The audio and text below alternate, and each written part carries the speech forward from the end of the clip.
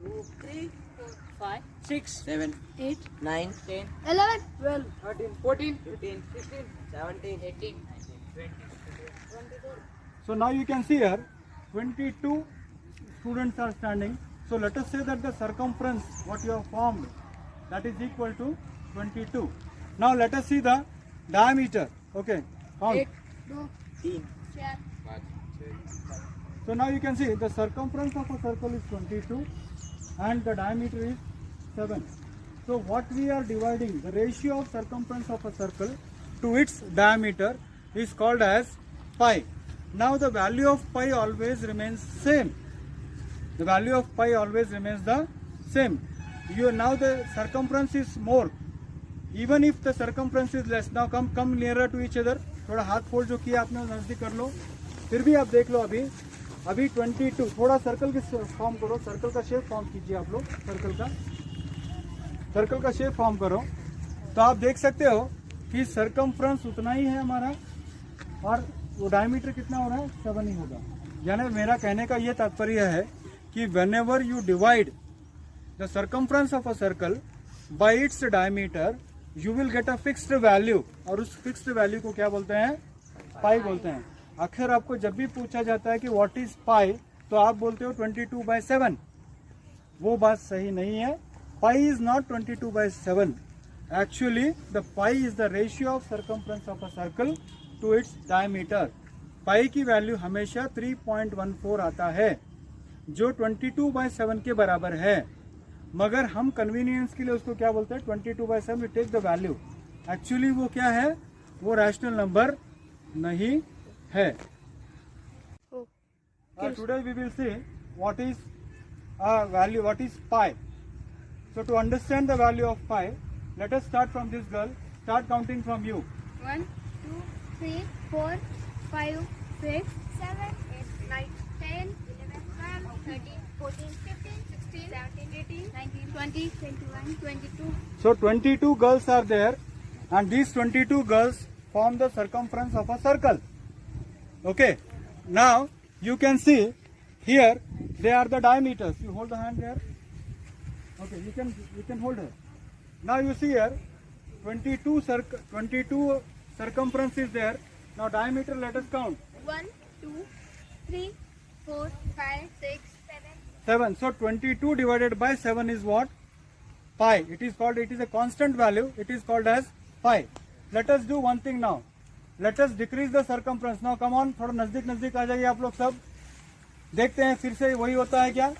देखिए अभी आपने सर्कमफ्रेंस को कम किया है और अभी भी आप देख सकते हैं कि ये कितना भी सर्कल का सर्कमफ्रेंस हो उसको डायमीटर से तुम डिवाइड करोगे तो एक फिक्स वैल्यू आती है और उस फिक्स वैल्यू को हम क्या कहते हैं? पाई कहते हैं. और उसकी अप्रोक्सीमेट वैल्यू जो है वो 3.14 नॉन टर्मिनेटिंग और नॉन रिकरिंग है.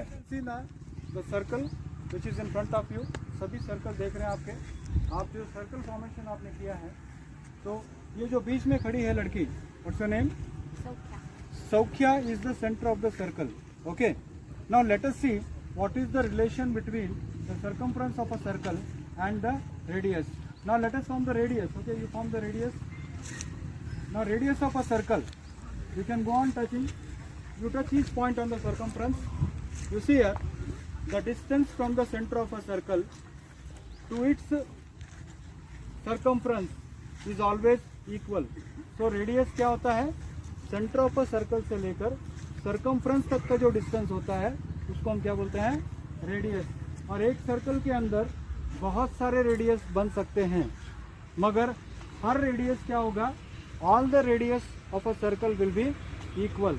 एक्चुअली बहुत रेडियस बनते हैं तो उसका प्लूरल होता है radii. So you can not have a circle with 2 different radii. Radio of a circle is always equal. देख रहे हैं यहाँ पर कि सारे बच्चे सर्कल में आप लोग खड़े हो. तो ये सर्कल में जो सारे बच्चे खड़े हैं they are called as circumference of a circle. और ये बच्चा जो फर्स्ट पॉइंट से है from this point to this point, और ये लड़का जो बीच वाला लड़का है वो सेंटर ऑफ अ सर्कल है. तो सर्कल के सेंटर से जो लाइन जा रही है उसको हम बोलते हैं डायमीटर. तो जैसे पिछले वीडियो में आपने देखा था कि लड़कियों ने रेडियस का कॉन्सेप्ट आपको बताया था और डायमीटर ऑफ अ सर्कल भी हमेशा क्या होता है? इक्वल ही होता है. तो अभी आप टच करके देख सकते हैं कि सरकमफ्रेंस ऑफ अ सर्कल आप स्टार्ट कर दो, टच करना स्टार्ट कर दो आप एक एक दो बच्चों को स्टार्ट करके। तो आप देख सेंटर ऑफ अ सर्कल यहीं पर रहेगा, centre of a circle fix रहेगा, फिर उसके बाजू वाले बच्चे जो हैं वो चेंज होते चले जाएंगे। डायमीटर ऑफ अ सर्कल हमेशा फिक्स होता चला जाएगा। सेंटर ऑफ अ सर्कल जो है वो फिक्स है और डायमीटर इज ऑलवेज इक्वल। तो diameter of a circle will be always equal.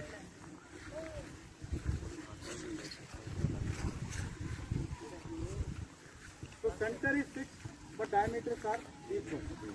अभी बच्चों कॉर्ड का, ये बच्चे सारे सर्कल में खड़े हैं। आप देख सकते हो कि सारे बच्चे जो है स्टैंडिंग इन अ सर्कल। और इस सर्कल के अंदर यहाँ से जो बच्चे बीच में हैं, पिछली बार जो डायमीटर था वो बीच से जा रहा था, अब की बार हम बीच में नहीं ले रहे हैं। आप देख सकते हो कि ये जो आर्क है और ये जो बच्चों के ये है, ये दो सरकमफ्रेंस को दो जगह पे टच करने वाले लाइन इज कॉर्ड। और इनके बीच में जो जगह है आप देख सकते हो, ये जो बीच में जगह है, ये जो एरिया है इन्होंने कवर कर रखा है, तो इस एरिया को हम बोलते हैं माइनर सेगमेंट। क्योंकि ये छोटी जगह है तो माइनर आर्क के साथ अगर माइनर कॉर्ड टच हो जाता है तो उसको बोलते हैं माइनर सेगमेंट।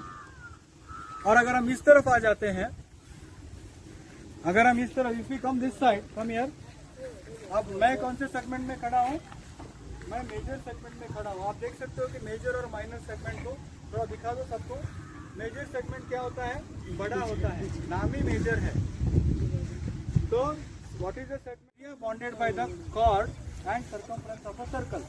अगर बड़ा एरिया है तो मेजर सेगमेंट होगा, छोटा एरिया है तो सब बच्चे जो खड़े हैं यहाँ पर ये सारे बच्चे मेजर सेगमेंट में खड़े हैं।